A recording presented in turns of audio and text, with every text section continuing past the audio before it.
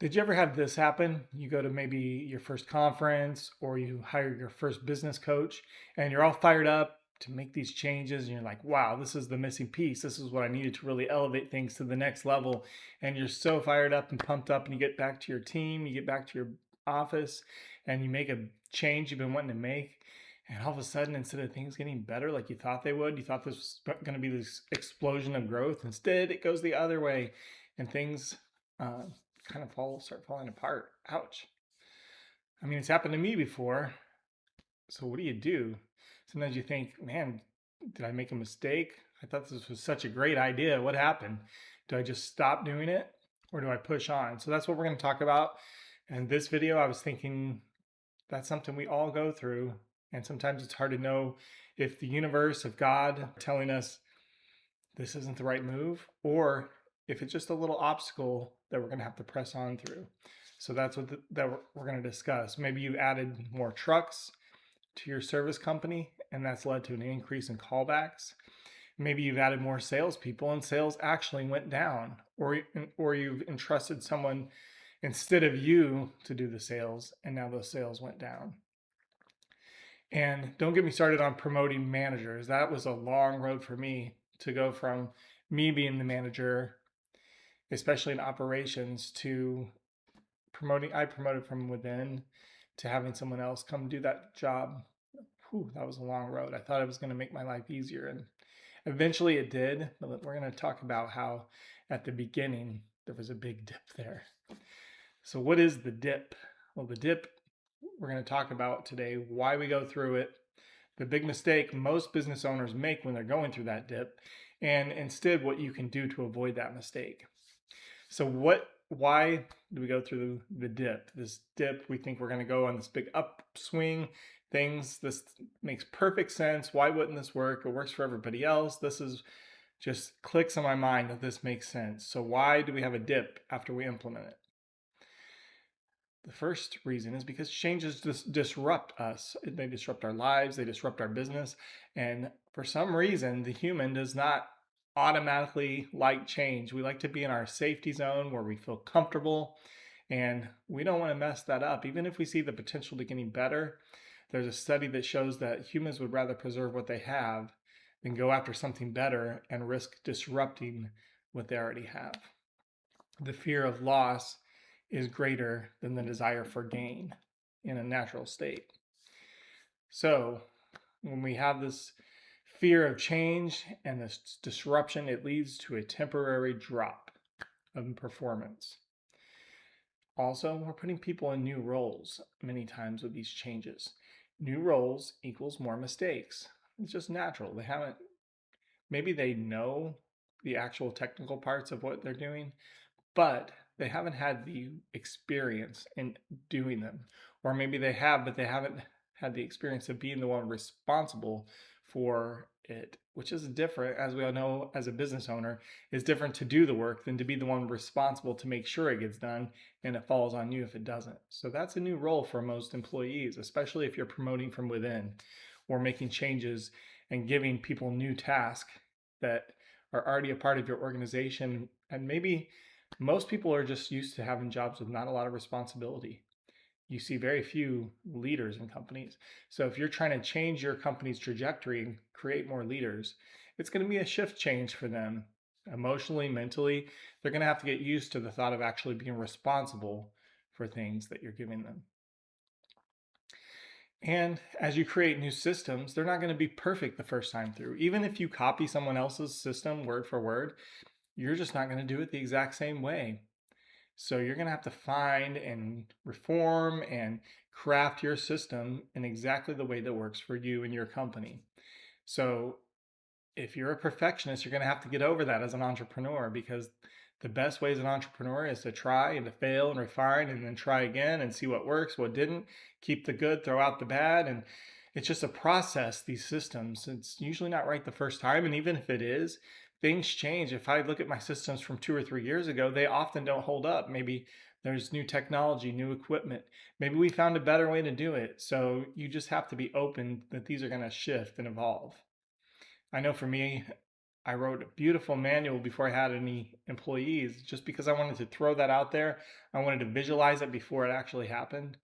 But obviously things change and you shift over time. Something that seems in your mind like the ideal way to do things in reality just doesn't work. And you just get comfortable with the old way. This is the way we always did it. And you might just think, why are we even doing this? The other way was fine. Yeah, this way says it's going to be faster, but it's actually slower. It's slowing me down. Let's just do it the way we always did. Or let me just take that back over. Let me just take that back. Which leads us to our second part of our video, the big mistake. The big mistake would be quitting here. Well, what happens when we quit here? One of the things that we do is we take it back. With my managers, we went through a roll here, a roll down a hill. We had the first guy. I don't want to name names. I don't know. It's probably won't be watching these videos, but you never know. The first person that I trusted with my operations manager, this guy had been early, worked late. He was the ideal employee for a year and a half, 2 years.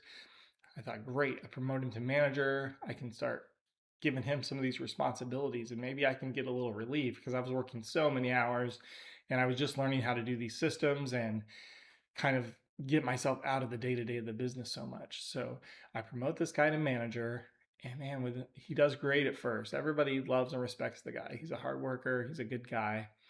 And then just for some reason, a couple months later, I don't know if the responsibility, just mentally, emotionally, it wasn't a hard job. I was still there. There was a lot of systems in place, but something just shifted in him. And I also think he was around the wrong kind of people. Sometimes people don't want to see you succeed. It's like those crabs in the bucket. They want to pull you back down. So when they see you starting to improve yourself, they pull you back down because all of a sudden one day the guy doesn't show up or call, which is so unlike him. Like I said, he worked there for a couple of years. And so I'm calling him, he's not answering. Finally, around like noon or 1 o'clock, I get a hold of him. He overslept. I find out he's like been partying all night, like multiple times throughout the week, and just starts having this trend of just not showing up to work. And I'm like, well, you can't be my manager if you're not even showing up. And then he just disappears. And honestly, this was probably 10 years ago, and I haven't even heard from the guy since. I tried. I went to his house. And not in a like stalking kind of way, just like man. I was really concerned for the guy, man. You had such an you had such an opportunity ahead of you. You were doing things in such the right way, and man, it seemed like your future was bright. And I just didn't want to see him go down this path. And so I'm hoping for the best. If he's watching this, I'm hoping for the best for you, buddy. I mean, I know it wasn't with us, but I do hope you found your path somewhere and you didn't let those guys drag you down into this life of, man, it's just sleeping. You can't just sleep all day and party all night and expect to last too long. I know when you're young, you think you can, but okay, different story. But anyway, when that happens, something like that, and this is you've trusted your baby to somebody else to manage for you, it's a big temptation to just quit, take it all back. I talked to so many people at our phenomenal business coaching conferences that were like, man, I'm just going to go back to owner operator. It's just not worth the hassle. And I get it. But this was the big mistake I'm talking about here is quitting here. The second thing is you can micromanage for too long.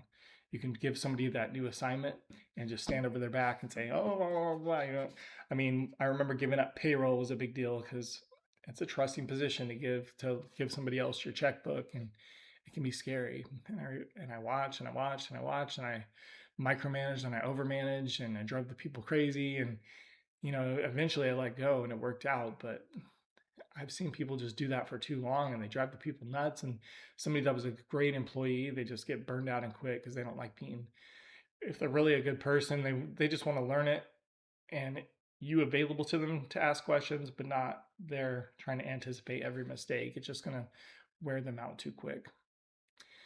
Also, the other big mistake, the part of the quitting here is also not sticking with the systems. We can quit on the systems too soon. Instead of refining the systems, we can just say, well, he knows how to do that, or we all know how to do that. We all know how to work that machine. We all know how to answer the phone. That's a big one too. I've talked to a lot of business owners that say, I don't need a sales script. We all know how to answer the phone. We're doing fine. Man, I'm telling you, a sales script is going to increase that closing percentage. And why would you waste all this money on marketing and not close more sales? It's a waste of time and money. Anyway, that's another subject, but don't give up too soon on this, on the systems.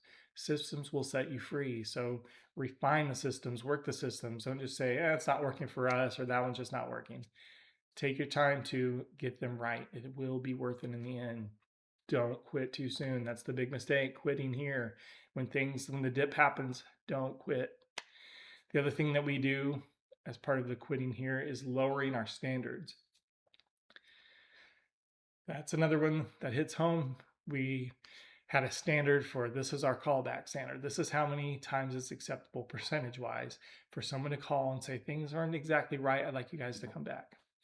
Now, obviously that's going to happen. Some people are just difficult. Sometimes we make mistakes. We're all human. Sometimes we think it looks great when we leave, and then when things dry or when things set up, whatever your field is, it doesn't always work the way we thought when we left that it was looking. So when that number starts slipping, we can't just lower our standards. We can't say, well, it was this percentage when I handed this to you, and now it's way up here. You know what? I don't want to deal with it. We're just going to not even track that, or we're just going to set your standard so low that you can't fail. You don't want to lower your standards just to try to avoid the dip, because then it's just going to make things worse in the long run. You've set the standard too low. You've set the goals too low. You've set the sales goal too low now. You've set the pricing goal, the bar so low that for them to attain it, but now you've never raised it. So you don't want to lower the standards here. That's just as bad as quitting. So how can we avoid the big mistake of quitting when we're in the dip? Instead, what we want to do, point 3, instead of quitting, we want to expect the dip is coming. If we know it is coming, we don't have to panic. I remember seeing a long time ago about road rage. I think it was Joel Osteen that said that. Like him or not, this was what he said. He said, I had a problem, which is a problem I had too, of getting angry when I'm in my car, somebody cuts me off, getting frustrated, so upset and everything. But he said, if you anticipate it, you know it's going to happen. You know somebody's probably going to cut me off today, but how am I going to react to it? And you see it ahead of time and you say, well, when this happens, this is how I'm going to act. This is how I'm going to feel. And it's not always easy to break that habit when you're in that moment, but if you anticipate it, you know it's going to happen, you see it coming, and you've planned ahead, it is easier to change your reaction. And same thing here. You know a dip can come when I'm going to implement a new system, when I'm going to make a big change, when I'm going to have a new promotion. You see the dip coming and you anticipate it. You say, that's okay. We're going to ride this out. We're going to see. I'm not going to judge the results right now. I'm going to let the dip come. I'm going to let it smooth out. We're going to make adjustments. And then we're going to see, is this the right move or not? But we're not going to react immediately because we don't know immediately. We know there's going to be a dip immediately, but we need to ride it out for a bit and see what adjustments we need to make. Stay consistent. Part of anticipating, now we're going to stay consistent. We're not going to just drop everything. We're not going to change the whole thing. We're going to make little tweaks. If you know marketing, you know when an ad's not working, you don't necessarily throw out the whole thing. You start tweaking one thing at a time so you can see which part makes the biggest difference. If you change the whole thing, now you don't know, if you do have a difference, which thing actually was the problem. And so you haven't learned a lesson for the next time. But if you tweak one thing at a time, one phrase, one word, one image, now you know, okay, what's not hitting are my images. But if you change the whole thing, now you're just taking stabs every time. You don't know what actually made the difference. So it's the same thing with this. When you made a big change, be consistent. Don't drop it immediately and say, oh, we're just going to throw out the systems. Stick with it. Tweak it. Don't abandon it. And then give it time. Like I said, give it time to work. And then as you've adjusted and given it some time, then you can see, do I need to change it completely?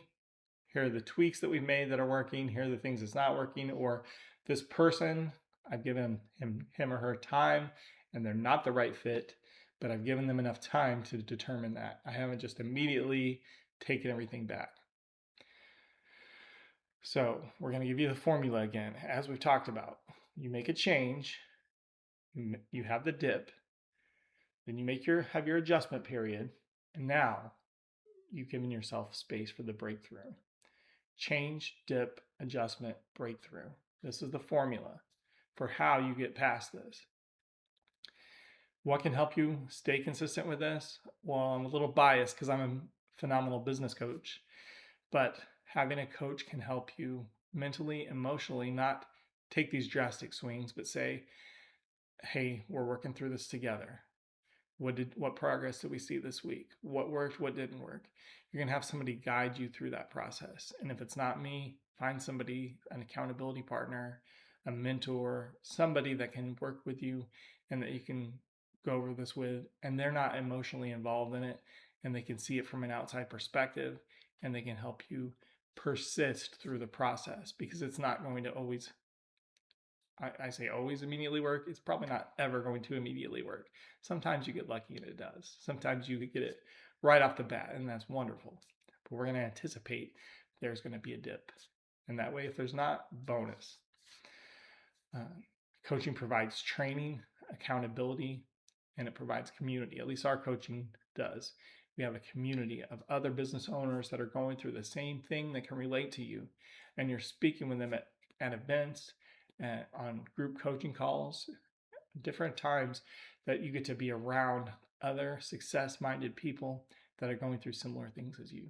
So if that sounds like something you're interested in connecting with, you know what, message me, or I'm going to have you go to skilllevelup.com and connect with us and request the free resources there. You're going to get a free 5 Secrets of a Phenomenal Business book, and then a video that explains the book. It's like a little mini course. So you're going to really like that. And if you want to get connected with us, if you have a small business that you're scaling and you're getting so busy that you become a slave to that business, that's really who we love to work with and help get you through that hump, help you work through this dip. So that's it from me. I'm Jeremy with Phenomenal Business Coaching. I hope you enjoyed this.